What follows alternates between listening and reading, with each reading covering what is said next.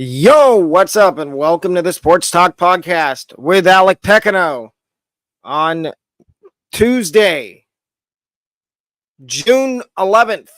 Today's show, we're going over my fantasy baseball player of the night, waiver wire ads, pitchers to stream and not to stream. Let's get started. Here's my player of the night from Monday. It is Corbin Burns of the Baltimore Orioles. He went 7 innings, gave up 5 hits, no earned runs, 1 walk, 6 strikeouts. And this was against the Tampa Bay Rays last night. And Baltimore ended up sweeping the Rays. But that's not the benefactor here. The benefactor here is that oh my God, you know what?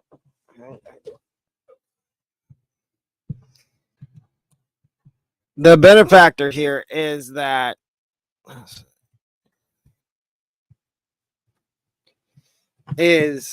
Burns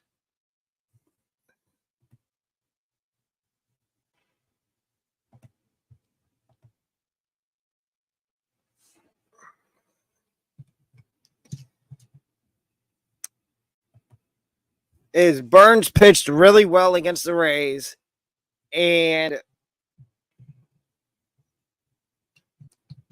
I would feel confident about putting him in an ace in my top 15 for my rankings for fantasy baseball. And do not trade Corbin Burns. Here's my waiver wire pitchers part 1 under 80% roster. First one is Cubs reliever Hector Neris. He is the closer for the Chicago Cubs at the moment, with Adbert Alzolay injured. He is 16.4% rostered. And if you need saves, I would advise picking up him or one of the other 2 closers I'm going to talk about. And the second closer I'm going to talk about is Angels relief pitcher Carlos Estevez. He is 25.3% rostered. And I think he's another guy that you need to pick up if you need saves or holds, because I don't know how long he's going to be closer for. If he gets traded at the deadline to somebody, he may not be the closer anymore. He may not be that team's closer. Next is Astros pitcher Ronel Blanco. This might be your last opportunity to add Ronel Blanco, as he is 78.9% roster. He does start tonight for the Astros. So if you need a waiver wire pitcher to stream, he is not on my not to stream list tonight. But if you need somebody to stream and have for the rest of the season, because he is going to stay in that Astros rotation with the injuries to Christian Javier and Jose Urquidy. He will stick in that Astros rotation. I don't know about his teammate, Spencer Arrighetti, but I know Blanco's going to stay in that rotation. And then the last guy is Brewers relief pitcher Trevor McGill, 13% rostered. He picked up his 10th save of the season last night. And he's going to lose the job when Devin Williams comes back. But right now, he is the linchpin in the 9th inning for the Brewers. And I would advise to go out and pick up Trevor McGill. Players to stash. These are all pitchers. 2 out of the 3 of them are active. The last one is on the injured list, but it sounds like he might be making a turn soon. First one is Max Meyer. It sounds like Max Meyer is going to be back in the big leagues sooner rather than later for the Marlins. And I don't think the Marlins have a choice. I think they're going to get rid of Jesus Luzardo and maybe Braxton Garrett, which would open a spot for maybe a Sixto Sanchez and a Max Meyer. So I would advise go out and stash Max Meyer. The next one is Shane Baz. For Shane Baz, it's the same thing as I said about Max Meyer. It's only a matter of time before the Rays are left with no other option than to promote or recall Shane Baz from Durham. His last start, he went 5 innings, gave up no runs, 3 hits. He walked 1, but the key thing about that last start was he had 10 strikeouts. He struck out 10. And his fastball looked like it was back up to what it was pre-injury. And I think he's going to fit right into the back end of that Rays rotation. And they're going to also get back Jeffrey Springs, who I would stash, and same with Drew Rasmussen. If you have IL spots, those 2 guys are perfect IL stashes for later on in the season. And the last guy is Cade Cavalli of the Nationals. It sounds like he's another one that's a little bit, he may be a couple more weeks off compared to Meyer and Baz from coming back, but it sounds like he's not too far away from returning from Tommy John surgery. And if I had to guess, he's going to slide right into the Nationals rotation. You could easily convince me to take Patrick Corbin out of the Nationals rotation and put Corbin in the bullpen or DFA him, because that is one of the worst contracts in MLB. So the players to stash are Max Meyer, Shane Baz, and Cade Cavalli. My waiver wire hitters part 2, under 80% rostered. And there's a couple new guys on here. One of them is, well, there's, I meant to put Cubs outfielder. I see my mistake. I see what I did. Morel's new, but so Tyler Stevenson is the first one. I talked about him on waiver wire hitters last week. He is now up to 11.8% rostered. I still think he's very under rostered. If you need a catcher in a 1 or 2 catcher league, I would go out. I would add Tyler Stevenson. He plays basically every day, and if he's not catching, he's DHing. And he's starting to heat up, but he's not in another segment called Hitters Heating Up, which I will get to here in a minute. But the next guy is Jarren Duran, and like I said about Blanco, Duran, this might possibly be the last time you hear about him on the waiver wire, and the last chance you have to add him. He is 78.3% rostered. He is playing every day in center. Well, he plays every day, almost every day for the Red Sox, either center field or right field. No, O'Neill's in right field, Rafaela's in center, and Duran's in left. So he plays every day in the outfield for the Red Sox. And this is your last opportunity, mark my words, to probably add him. He should not be rostered in under 80% of leagues next week when I do my Monday recap for fantasy baseball. Next is Cubs outfielder Christopher Morel. I see his roster rate is also dipped under 70%. He's at 62.8%. He is the perfect addition if you need a third baseman and you've been playing the revolving door at third base, whether you've had Mark Vientos, Isaac Paredes, Alec Bohm, Get Brian Hayes. I would go out and add Christopher Morel because if he's not at third base, he's DHing and he has eligibility at third base, outfield, and DH. So that's 3 different spots. You can put him in your corner infield, you can put him in the outfield, or you can put him in utility. And I think he's the perfect add. And then the last one, if you need shortstop, it is Taylor Walls of the Tampa Bay Rays, 0.2% rostered. And Taylor Walls, the Rays manager Kevin Cash, came out post-game after his Walls first game back and said when Walls plays, he will be at shortstop. Whether it be, it's probably going to be on an everyday basis because they've moved Jose Caballero, over to second base.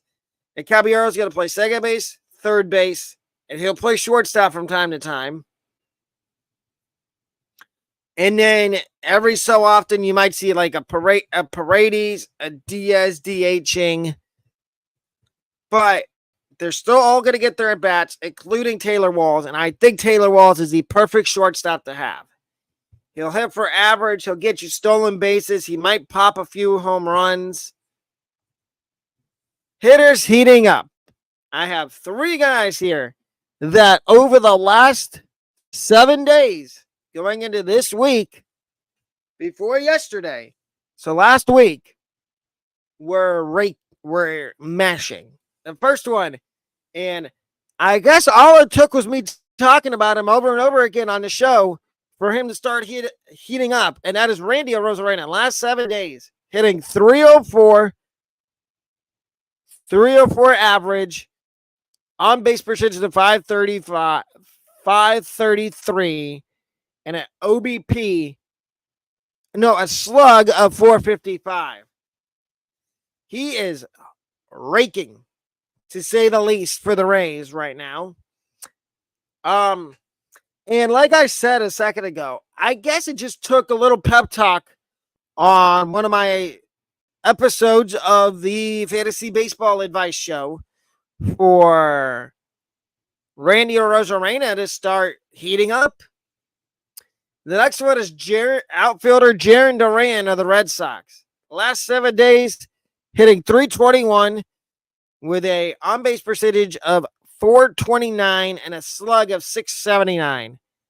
I just talked about Duran in the waiver wire, and I said you might hear his name again. And here it is. I would say Duran he's on a heater right now. And like I said in waiver wire, this is probably the best time to add him in fantasy baseball. And the last guy is Nationals outfielder Jesse Winker. Over the last 7 days, he's hitting 550 with a 654 on base percentage and a slugging percentage of 550. Tell me your ranking without telling me your ranking. And that is Nationals outfielder Jesse Winker.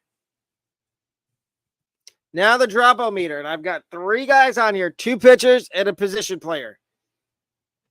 The first pitcher is Taj Bradley of the Tampa Bay Rays. And with Taj, for me, on the drop-o-meter right now, he is a 3 out of 10. He's going to have those games where he's really good, and then he's going to have the games where he just has the blow-up game where he gives up 5 or 6 earned runs, has 3 or 4 walks, still gets you strikeouts, but doesn't go more than 5 innings. And then he's going to have the games where he gives up 1 or 2 runs, strikes at 6 or 7, and 6 innings with like 94 to 80 to 90 pitches. And he's very efficient. So for me, he's a 3 out of 10.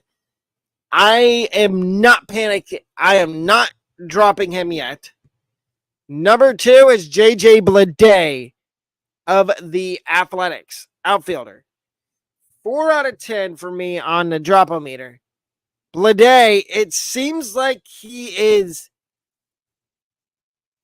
his stat. I was going to put him on the hitters heating up over the last 7 days, but I looked at his stats. He's struggling. I would not consider dropping him unless you want to get one of the outfielders I talked about on the waiver wire. And the last one is Hunter Green of the Reds. He's a 2 out of 10 on the drop-o-meter for me. Like Taj Bradley, Hunter Green is going to have some games where he has a blow-up game where he has a bad game and gives up 5 or 6 earned runs, doesn't get you out of the 5th inning, and you want to drop him. But then the next game he goes out and has 10 strikeouts, gives you 6 innings of 2-run baseball with 4 or 5 hits. So I would be cautious when it comes to dropping any of these guys. Pitchers to stream. I've got 4 pitchers and an honorable mention on here. The first one is Padres' Randy Vasquez, and he's got a very good matchup tonight. He goes against the Athletics tonight. I'm sorry. I know I pick on the A's a lot in a bad way, and I'm picking on them again. Twice in this same segment, I will be picking on the A's. Anytime I get a pitcher that's going against the A's, I take that matchup and I run with it because it could get you a lot of points, a lot of fantasy points. Next, we've got Gavin Stone, Friday versus Kansas City. Now, I do expect a lot of runs in that series between Kansas City and the Dodgers, but I also expect a lot of good pitching, and I think Gavin Stone is the perfect streaming option on Friday against Kansas City at home. Next is Tigers pitcher Casey Mize. He goes Thursday versus Washington. And the Nationals, they've been, you know what? I'm going to say this. They have been surprisingly good, but I still pick on them, but it's for different reasons. Casey Mize goes against them on Thursday at home. I will take that all day long. And then the last one is Simeon Woods Richardson, Friday versus the Athletics. I just told you that I was going to pick on the Athletics again. I like this matchup for Simeon Woods Richardson. I think that he can go 6 innings. I may have a prediction on this on Friday's show. Be looking out for that.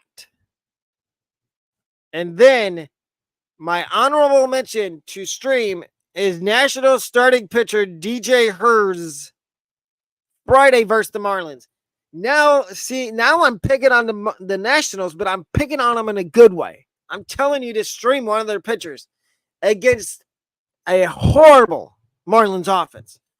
Just horrid.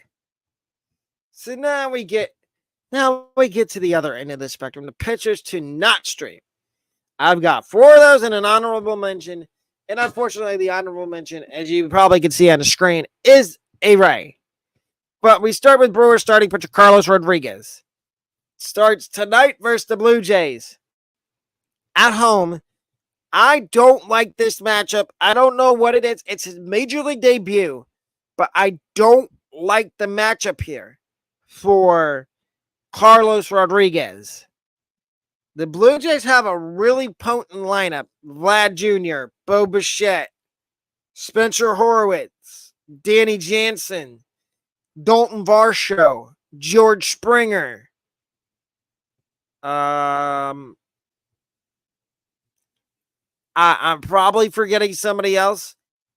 Isaiah Kiner-Falefa, Kevin Kiermaier. But I would not touch Carlos Rodriguez. The next one is Rangers starting pitcher Mike Lorenzen. He goes Thursday at the Dodgers. I am going to stay as far away from Mike Lorenzen as possible. The Dodgers have a really good opponent, especially the top 3 in their lineup. In Ohtani, Betts, and Freeman. I want nothing to do with Mike Lorenzen. Next one is Orioles pitcher Cade Povich. Makes his second major league start Wednesday versus the Braves. I understand the Braves offense has been struggling, but I have a feeling that there's going to be a lot of runs scored in this game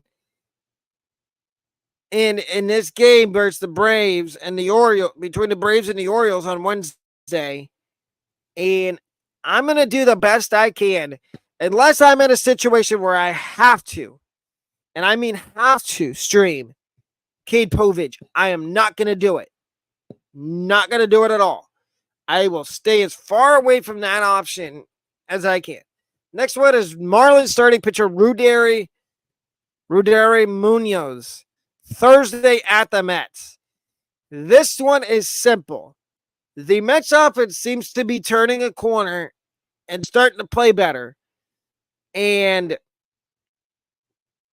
I wouldn't be surprised if Munoz doesn't last more than 4 innings and the Mets just shell him. And then my honorable mention, not to stream, goes to Rays starting pitcher Ryan Pepiot against the Braves on Saturday. I would not touch Ryan Pepiot this weekend if you have him on your roster, because he is highly rostered. He's over 50% rostered. I would not. Again, like I said about Povich, same thing about Pepiot. The Braves, I know their offense struggles, but I could see the Braves having a big weekend against the Rays. And I don't want anything to do with any of the Rays starting pitchers this week against the Braves. And programming note, Thursday and Friday, I will be having another live reaction for Rays baseball games. Thursday at 6:50 p.m. and Friday at 7:20 p.m. And also, we have another college football podcast tonight at 11 p.m. It'll be on the Big 12 and the SEC win total predictions, as well as some post-spring commentary chatting from me, talking about coaches that are on the hot seat and covering other topics in the world of college football. And Thursday night at 10 p.m. will be episode 1 of the Rockies franchise. Make sure to get your votes in on all the community polls. They are welcome and wanted. And we offer memberships here with the College Football Podcast and Sports Talk Podcast. They start at 99 cents a month and go up to $14.99 a month. I would hope you would want to join the Sports Talk Podcast family. We are trying to grow here, as we will be taking the College Football Podcast on the road September 5th through the 9th to Blacksburg, Virginia for Virginia Tech and Marshall. And down below in the description are my social media accounts. Feel free to follow me on all my socials, and my email is also down there. If you want to send me an email and have a question answered on stream during one of my Sports Talk Podcast episodes or College Football Podcast episodes. But till tonight at 11 o'clock, I will see y'all. What I say, y'all. Goodbye.